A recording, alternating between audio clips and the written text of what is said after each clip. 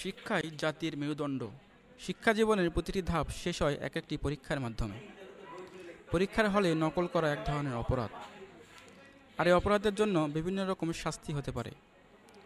নকল প্রতিরোধে ইউল্যাব কর্তৃপক্ষ বরাবরই জিরো টলারেন্স নীতি অনুসরণ করে, এমনটি জানিয়েছেন বিশ্ববিদ্যালয়ের রেজিস্ট্রার অবসরপ্রাপ্ত lieutenant colonel Foyzul Islam. Cheating in the exam is one of the aspects of the academic dishonesty. প্রথমত হচ্ছে যে পরীক্ষার হলে যিনি ইনভিজিলেটর থাকেন তিনি যদি দেখেন যে বিষয়টা অত্যন্ত ছোট আকারের, তাহলে উনি নিজে নিজেই একটা ব্যবস্থা গ্রহণ করেন, অর্থাৎ খাতাটা কিছু সময়ের জন্য নিয়ে রেখে দেয়া অথবা নিষেধ করা মৌখিকভাবে এ সমস্ত করেন।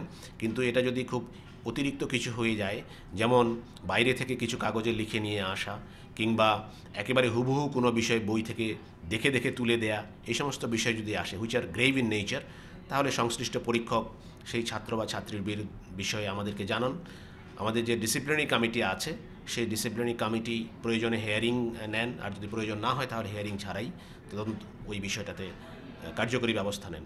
এদিকে নকল বিরোধী অভিযান ও শিক্ষার্থীদের এ ব্যাপারে নিরুৎসাহিত করতে ইউল্যাবের অবস্থানের কথা তুলে ধরেন প্রক্টর ও সহকারী অধ্যাপক মোহাম্মদ আসিউজ্জামান।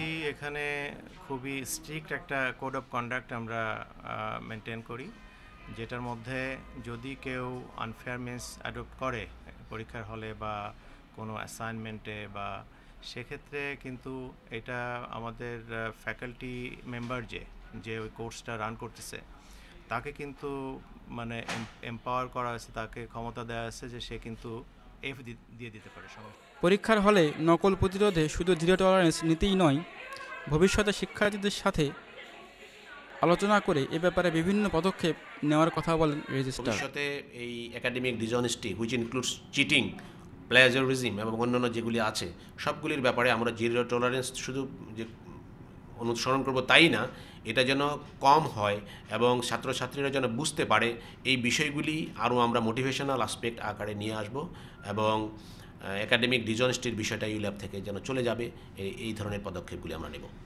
পরীক্ষার হলে এই অপরাধের মাত্রা বেশি হলে কর্তৃপক্ষ সর্বোচ্চ শাস্তি হিসাবে শিক্ষার্থীদের বহিষ্কারও করতে পারে। অথরিটিস যেটা করে এটা ফার্দার ইনভেস্টিগেশন করে যদি মনে করে যে এফ ইজ নট এনাফ, সেক্ষেত্রে আরও কিছু পানিশমেন্ট আছে। সেটা হচ্ছে যে ইভেন 1 টার্ম 2 টার্ম বা 3 টার্মের জন্য তাকে সাসপেন্ড করা হতে পারে।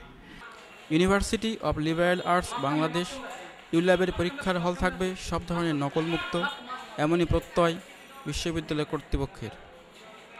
Shamimuzzaman Chowdhury, ULAB TV, Dhaka.